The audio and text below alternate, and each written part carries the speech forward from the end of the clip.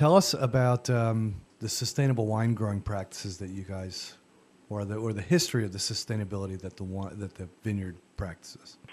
Sustainable farming is, I would guess, the recognition of sustainable farming is fairly new in wine country.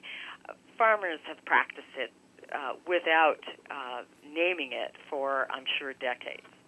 But in the 2000, as a matter of fact, the Copelands purchased an additional 60 acres to add to their already 40 acres of vineyards. And at that time, they had a very fresh winemaking team that included a viticulturalist who were charged with replanting, or planting, I should say, the new vineyards.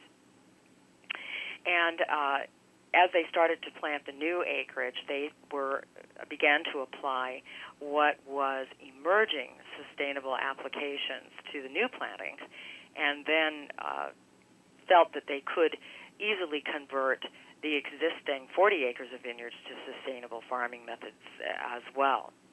And the wonderful thing about using sustainable methods is that not only is it friendly for the environment, but these practices are actually beneficial for growing higher quality wine grapes. And so you've got a wonderful value-added component to the sustainable farming practice. And sustainable farming includes the use of cover crops, composting, integrated pest management, and restoration of natural waterways. I noticed that the last time I was at the tasting room, one of your people there told me, I think it might have been Donna Burke or Greg, described how the wood that was it formerly used in the vats or something like that? Yes. That is now part of the building. So you guys have gone to great lengths to reuse resources, correct? Absolutely. In the early 90s, the Copelands initiated a renovation of the winery, constantly having to keep a winery up to technology standards. And in the winery were very commonly used in the early part of the century old-growth redwood wine casks.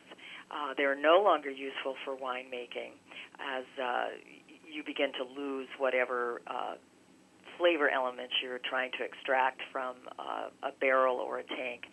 So we dismantled those, and rather than dispose of this precious redwood, the Copelands had the staves reconditioned and used as siding for the new buildings, and I think you'll agree, Doug, for a very spectacular result. The redwood covers 3 or 4 major buildings of the winery here.